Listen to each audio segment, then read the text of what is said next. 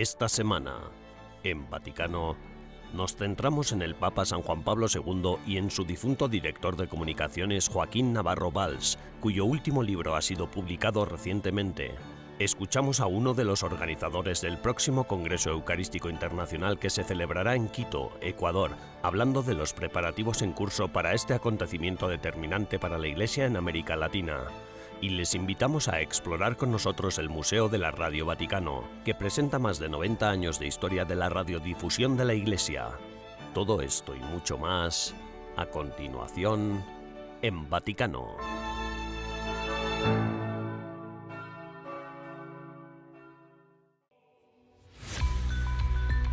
El Vaticano recientemente ha anunciado un nuevo consistorio para el próximo 30 de septiembre, en el que el Papa Francisco nombrará 21 nuevos cardenales. 19 de estos nuevos cardenales, procedentes de diferentes partes del mundo, tienen menos de 80 años y podrán votar en un futuro cónclave. Actualmente, hay 121 cardenales con derecho a voto. De los 121, el Papa Francisco ha nombrado a 81, lo que supone más de 2/3 de la representación. Con los recién nombrados, el colegio cardenalicio será aún más internacional, ya que habrá prelados de Europa, Asia y América Latina. Entre los nuevos cardenales habrá también prelados que ocupan cargos importantes en la curia romana, la cúpula de la Iglesia. Por ejemplo, el recientemente nombrado prefecto del Dicasterio para la Doctrina de la Fe, el arzobispo argentino Víctor Manuel Fernández, y el arzobispo italiano Claudio Gugerotti, prefecto del Dicasterio para las Iglesias Orientales, y el arzobispo Robert Francis Prevost, nacido en Estados Unidos, que dirige el Dicasterio para los Obispos. El actual patriarca latino de Jerusalén, Pier Battista Pizzaballa, también será nombrado. El último consistorio en el que se nombraron nuevos cardenales tuvo lugar hace un año, el 27 de agosto de 2022.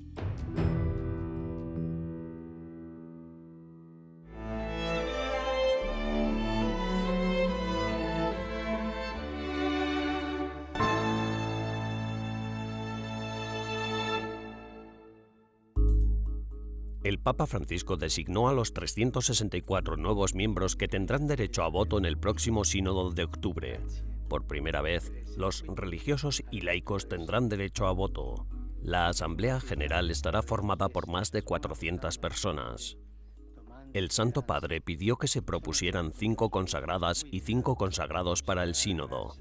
El Papa también seleccionó, de entre 150 fieles propuestos por los organismos continentales, a 70 que no son obispos.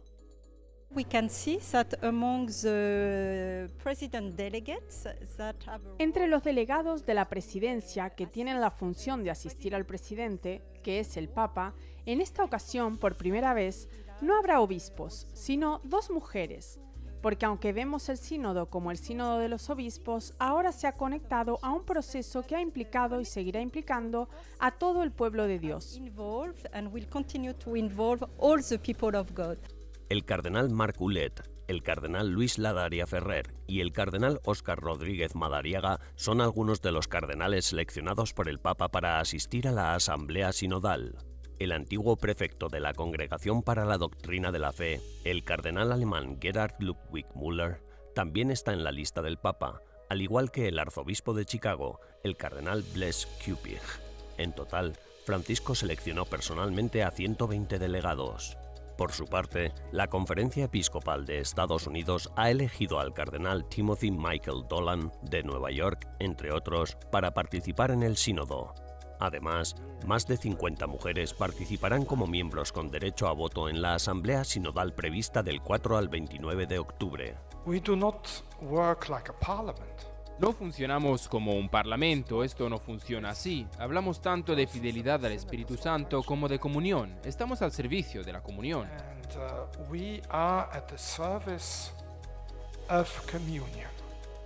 Por primera vez, los laicos no solo participarán en la Asamblea del Sínodo de los Obispos, sino que en octubre de 2024 serán miembros de pleno derecho, con capacidad para votar un documento final al término del proceso.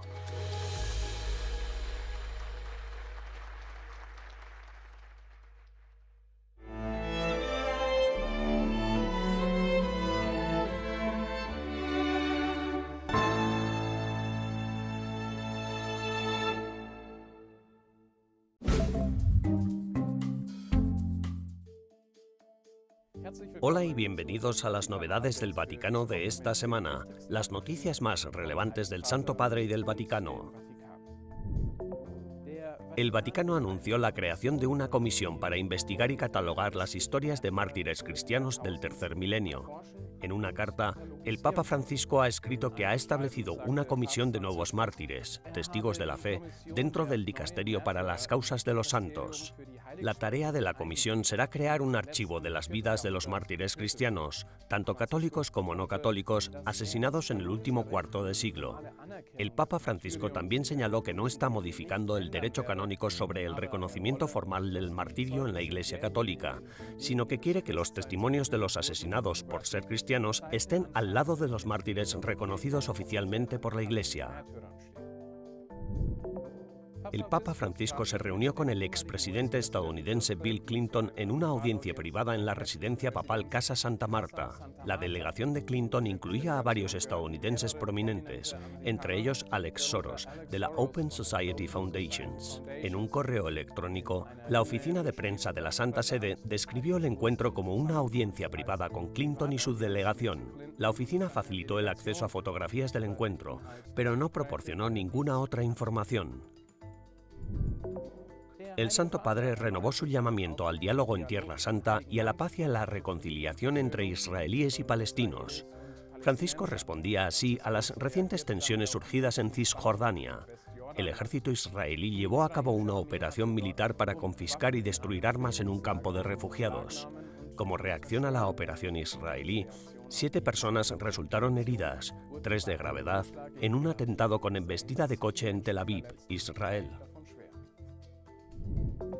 El Vaticano ha dado a conocer el programa de 4 días de la primera visita papal que el Papa Francisco realizará a Mongolia en septiembre, en la que el pontífice se reunirá con líderes del gobierno, entablará un diálogo interreligioso y celebrará una misa para la escasa población católica del país.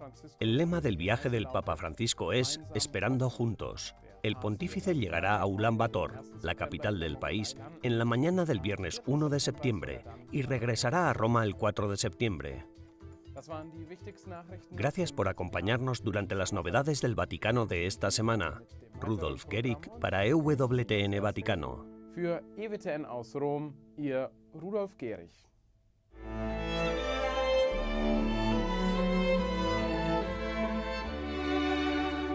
En breves instantes, regresamos con más en Vaticano.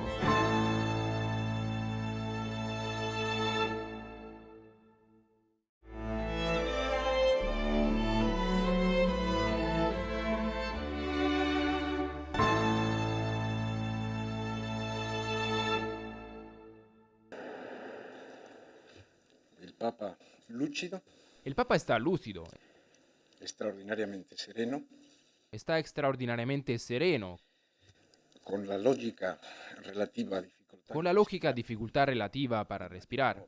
Se ci sono altri Si hay alguna otra actualización, les mantendremos al tanto. De todos modos, como ya saben, la oficina de prensa permanece siempre abierta. Gracias. Estas fueron las palabras que Navarro Valls pronunció, emocionado, anunciando el complicado estado de salud de San Juan Pablo II en los últimos días de su vida. Han pasado ya 6 años desde la muerte de Joaquín Navarro Valls. El 5 de julio de 2017 falleció el hombre que siempre será recordado como portavoz de un santo. Fue el primer director de la oficina de prensa de la Santa Sede, la cual, con su gran inteligencia, generosidad y profesionalidad, dirigió durante 22 años. Era periodista y médico, un hombre de gran fe, que dedicó casi un cuarto de siglo al servicio de Juan Pablo II. Personalmente, ma ovviamente è stato sempre. Aunque no pude conocerle personalmente, siempre fue un punto de referencia para mí, no solo porque estaba al lado de esa gran persona que era el Papa, sino también como punto de referencia de la comunicación moderna. Sin duda fue el portavoz moderno de la Italia de aquella época. Me refiero únicamente a Italia porque soy periodista de formación política. Siempre he vivido entre Montecitorio y el Palazzo Madama. En Italia, el papel de un portavoz así no existía. Il portavoce chi è? Una persona di fiducia. El portavoz es una persona de confianza, una persona que sabe, incluso si no se ha compartido todo, que conoce y anticipa las ideas y opiniones de la persona con la que trabaja. El Papa sabía de esta necesidad y Navarro encarnó precisamente el futuro del portavoz moderno, mucho antes de que muchos, al menos en Italia, hubieran puesto en práctica semejante idea. Poi si è sviluppata più tardi. La relación entre Navarro Valls y el Papa San Juan Pablo II fue profunda y basada en la confianza mutua. El Papa apreciaba la dedicación de Navarro y le consideraba un colaborador indispensable, además de un amigo de confianza. Juan Pablo II comprendió con una gran intuición la importancia de la comunicación junto con la gobernanza, pues ambas están integradas. En alguna ocasión yo mismo he bromeado diciendo que creía que el Vaticano estaba un poco atrasado en este aspecto, pero desde luego nunca lo diría de Juan Pablo II. Lo comprendió a tiempo y Navarro era realmente la elección ideal para desarrollarlo. Fue una persona que acogió bien su misión, que la interpretó y que en diálogo con el Papa la llevó a cabo, llegando incluso a ejercer el papel de consejero y diplomático en algunas ocasiones. Di diplomatico in alcuni casi. Navarro Valls supo mostrar al mundo entero el aspecto humano de Karol Wojtyła y de su pontificado. Lui invece ha avuto veramente una... Realmente era capaz de mostrar la humanidad del Papa en su santidad. A este respecto, también hay algunas cosas que me conmovieron y que aparecen mucho en el libro. Una de las cosas que implementó fueron las cenas de trabajo. No hay otro papa que haya utilizado tan sistemáticamente sus almuerzos y cenas, siempre con invitados, para afrontar tantas cuestiones de diversa índole. Per affrontare tanti problemi di vario genere. En los últimos meses de vida de San Juan Pablo II, durante su enfermedad, Navarro Valls, que también era médico, se encargó de comunicar a la prensa el estado de salud del Papa hasta el día de su muerte. El Santo Padre Juan Pablo II ha fallecido esta noche a las 9:47 en su apartamento privado. Tras la muerte del Papa, Joaquín Navarro Valls continuó trabajando como consultor y analista de medios de comunicación. Escribió varios libros y continuó trabajando en la promoción de los valores y la enseñanza de la Iglesia Católica a través de su trabajo, hasta su propia muerte el 5 de julio de 2017 en Roma. 6 años después de su fallecimiento, siguiendo su testamento, las notas de su etapa como portavoz han sido recogidas y publicadas en un libro titulado Mis años con Juan Pablo II, Apuntes personales, que fue presentado en la Pontificia Universidad de la Santa Cruz de Roma, de la que era colaborador. Durante los 22 años en los que Navarro fue portavoz del Papa, especialmente de Juan Pablo II, pero también en su último año con Benedicto XVI, no dejó de tomar notas de los episodios vividos y de las conversaciones con el Papa. Nosotros, desde la Facultad de Comunicación, de la que era un asiduo colaborador, lo sabíamos y nos ofrecimos a colaborar con él, no para publicar sus memorias, sino para preparar las notas para su publicación. A preparare quegli appunti per la pubblicazione. Hoy, su espíritu sigue vivo en el corazón de quienes le conocieron y admiraron, y su legado sigue inspirando a periodistas y religiosos de todo el mundo a seguir sus pasos, buscando la verdad, comunicando con honestidad y tratando de unir a los pueblos a través del poder de la palabra.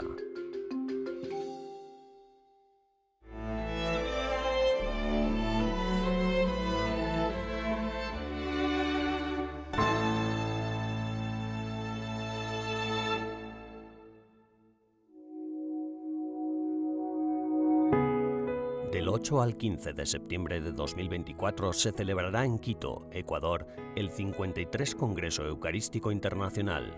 Es un evento que también conmemorará el 150 aniversario de la consagración de Ecuador al Sagrado Corazón de Jesús. Para conocer lo que sucede entre bambalinas de un Congreso Eucarístico Internacional, conversamos con el presidente de la Comisión de Comunicaciones de Quito 2024, el padre Livingston Olivares. Bueno, hoy tenemos el gusto de estar aquí con el padre Livingston Olivares. Él es el presidente de la Comisión de Comunicación del Congreso Eucarístico 2024 que tendrá sede en Ecuador. Y hoy está visitando aquí las oficinas de EWTN. Así que, bueno, padre, ¿cómo está? ¿Qué nos puede contar de este magno acontecimiento? Gracias por la bienvenida, Ari. Pues contento de promocionar este evento internacional que realmente es una bendición para Latinoamérica.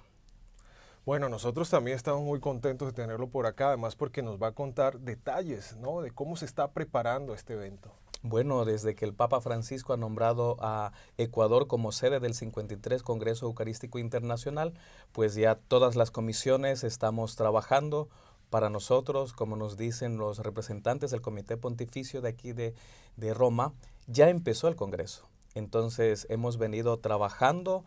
Ahora nos queda menos tiempo, pero con la misma intensidad a través de diferentes comisiones como la teológica, la litúrgica, la de comunicación, que es el eje transversal para todo, y tenemos también la financiera y otras que se van adhiriendo poco a poco con el paso del tiempo mientras llega pues este gran evento.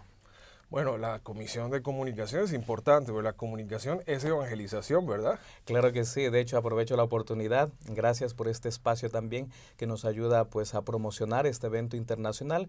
Como le decía, es una bendición para Latinoamérica en medio de una situación un poco complicada, pero donde queremos vivir este objetivo principal del Congreso a través de la Eucaristía, que es la fecundidad. Entonces Jesucristo se hace presente y se ha quedado con nosotros, y efectivamente la comunicación pues es este eje transversal para llevar a cabo todo lo que estamos realizando, y luego también cómo se va quedando para que pueda dar este fruto necesario de la Eucaristía. Efectivamente, Padre, usted ha mencionado que hay procesos difíciles en América Latina, ¿no? En este momento hay países donde, por ejemplo, hay privaciones, el Santísimo no puede ser expuesto en las calles, ¿no? ¿Ustedes cómo han visto esta realidad en estos países? Bueno, solidarizarnos especialmente con nuestro hermano país Nicaragua sobre la situación un poco complicada. La Conferencia Episcopal Ecuatoriana también se manifiesta a través de muchos escritos, no solamente para Centroamérica, sino Latinoamérica también, que vive una movilidad humana a través de la migración, consecuencia de malos gobiernos, pero que ahí está presente la Iglesia para acompañar a este pueblo que camina, este pueblo que se siente acompañado también por Jesús Eucaristía, pero sobre todo que vive la fraternidad entre hermanos. Es ahí donde nosotros estamos presentes, orando, viviendo la solidaridad a través de Cáritas, de las diferentes campañas que se pueden realizar, pero sobre todo haciendo presencia de Cristo resucitado, mucho más en este tiempo de Pascua que lo estamos viviendo. Bueno, precisamente hay una convulsión social en muchos países, y digamos que si el centro de la Eucaristía, digamos así, necesitamos que las personas que nos están siguiendo, que nos están acompañando desde esos países, vean usted, Padre, que les mande un mensaje para que se acerquen al Santísimo en estos momentos de gran desolación, de gran problema social. Muchas veces creemos que en medio de los problemas que tenemos, Dios no está con nosotros. O a veces nos cuestionamos, ¿no? Es decir, vamos frente al Santísimo y le decimos, Señor, ¿te gusta verme así? No obstante, así como los discípulos de Maús se sintieron un poco desanimados, aparece Jesús para animarles, para acompañarles, para hacerles entender también, y a veces para sacudirnos un poco. Es necesario comprender la importancia de la Eucaristía, porque es el Señor el que nos espera. Él nos dice en su palabra, vengan a mí todos los que estén cansados y agobiados, que yo los aliviaré. Y ha sido un tiempo de desgaste por toda esta convulsión social, política, económica, de desastres naturales, pero ahí está Jesús, Eucaristía, el que permanece. Donde hay un sacerdote existe la Eucaristía. Entonces, invitarles a todos nuestros hermanos que nos siguen a través de los medios de comunicación, de este prestigioso medio también, pues que se acerquen a la Eucaristía, que nos encontremos con Dios en la oración, pero sobre todo que esa soledad, ese éxodo que podemos estar viviendo internamente, pues que lo podamos sentir el acompañamiento también de Jesús, que se queda con nosotros, que nos invita a vivir la fraternidad, pero sobre todo que nos recuerda que somos hijos de Dios, porque es el Padre Dios el que envió a su Hijo al mundo para salvarlo, no para condenarlo, y que nosotros, por medio de nuestra fe, somos ya salvos.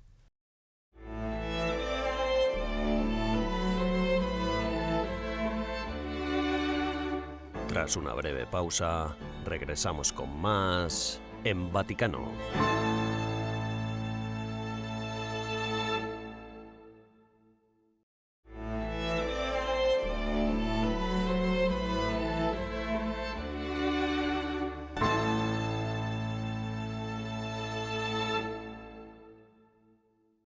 Hello, hello.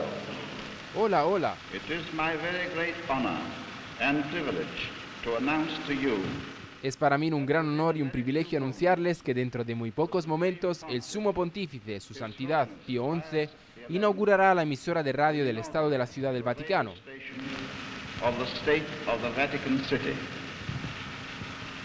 The electric waves Las ondas eléctricas transmitirán sus augustas palabras de paz y bendición por todo el mundo.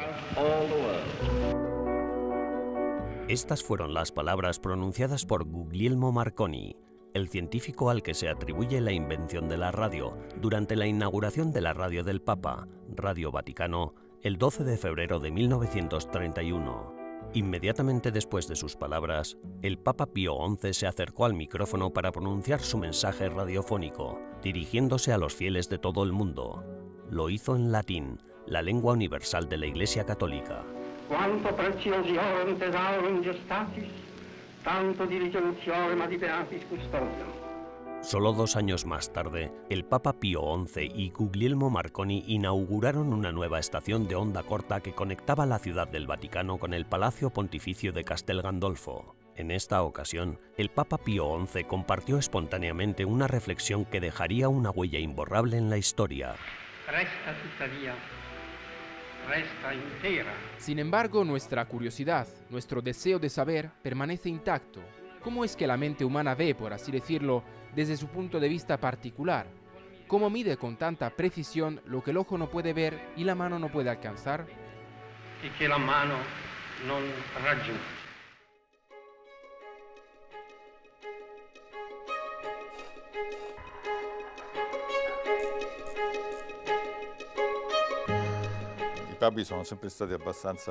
Los papas siempre han sido muy vanguardistas en lo que se refiere a la tecnología, especialmente en lo que se refiere a la radio.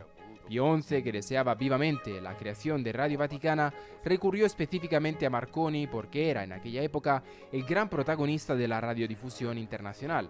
Marconi era responsable de la producción de todos los equipos utilizados en el mundo, incluidos los de la BBC. Tras la muerte del Papa Pío XI, Radio Vaticano siguió el cónclave y la coronación del nuevo pontífice, el cardenal Eugenio Pacelli, que se convirtió en el Papa Pío XII.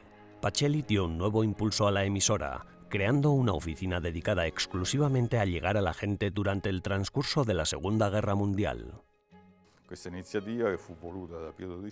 Esta iniciativa, deseada por Pío XII, pretendía dar a los italianos y más tarde a otras naciones del mundo la posibilidad de ponerse en contacto con sus seres queridos, especialmente en la Italia afectada por la guerra. Teniendo en cuenta que la guerra afectó tanto a militares como a civiles en todo el mundo, podemos pensar en los prisioneros de guerra que se encontraban en la India, Estados Unidos o Canadá. A través de las nunciaturas, la Cruz Roja Internacional y las embajadas podían comunicarse de algún modo con sus familias. Gracias a esta oficina de búsqueda de personas que recogía todos los mensajes y luego los aireaba a través de la red vaticana, quienes tenían acceso a una radio podían recibir noticias de sus seres queridos. Entre 1940 y 1946 se transmitieron más de 1.200.000 mensajes. Sono stati trasmessi più di 1.200.000 messaggi. Estas iniciativas marcaron profundamente el papel de los sucesivos papas, haciéndoles cada vez más independientes e influyentes, sobre todo en materia de comunicación. El gran problema de los papas hasta el siglo XX fue su falta de independencia. Los papas eran a menudo censurados por las poderosas autoridades del mundo. Sin embargo, con Pío XI surgió algo nuevo. El Papa se hizo independiente y podía comunicarse sin interferencias de autoridades externas. Así nació Radio Vaticana, la cual supuso una importante ventaja para el Papa y para todos los cristianos. Como cristianos, todos somos comunicadores, portadores de un mensaje. Tutti comunicatori, portatori di un messaggio. Un mensaje universal, el de Radio Vaticano, que necesita ser explicado y traducido para ser comprendido. Los papas de todos estos últimos tiempos, de estas últimas décadas, siempre han lanzado llamamientos muy concretos. Evidentemente, para entenderlos es necesario explicarlos. Y esta, por así decirlo, es la tarea de Radio Vaticana. explicar a los que escuchan lo que el Papa quiere decir, también lo que el mensaje cristiano quiere decir en el contexto actual, sobre todo en estos difíciles contextos que, por desgracia, afectan a muchas partes del mundo. Hoy en día, la emisora de Radio Vaticano sigue llevando a cabo su servicio de información en todo el mundo, transmitiendo tanto la voz del Papa, del Vicario de Cristo, como noticias de interés, también para la protección de los cristianos en aquellos lugares donde todavía son perseguidos. Me gustaría recordar especialmente a Pierluigi Maccalli, un misionero que fue secuestrado por yihadistas en Mali, África. Durante su encarcelamiento, la única manera, la única esperanza que tenía era la de escuchar la radio. Comentó que tuvo la suerte de poder escuchar Radio Vaticana durante su encarcelamiento. Podía oír la voz del Santo Padre, pero sobre todo sentir su cercanía, los llamamientos que el Papa hacía por él, por su liberación. Fue para él una forma de sobrevivir, también espiritualmente. Después de su liberación, nos envió una carta agradeciéndonos el servicio que le habíamos prestado y comprendimos que lo que hacíamos podía salvar la vida de muchos cristianos en muchas partes del mundo. Di molti cristiani in molte parti di questo mondo.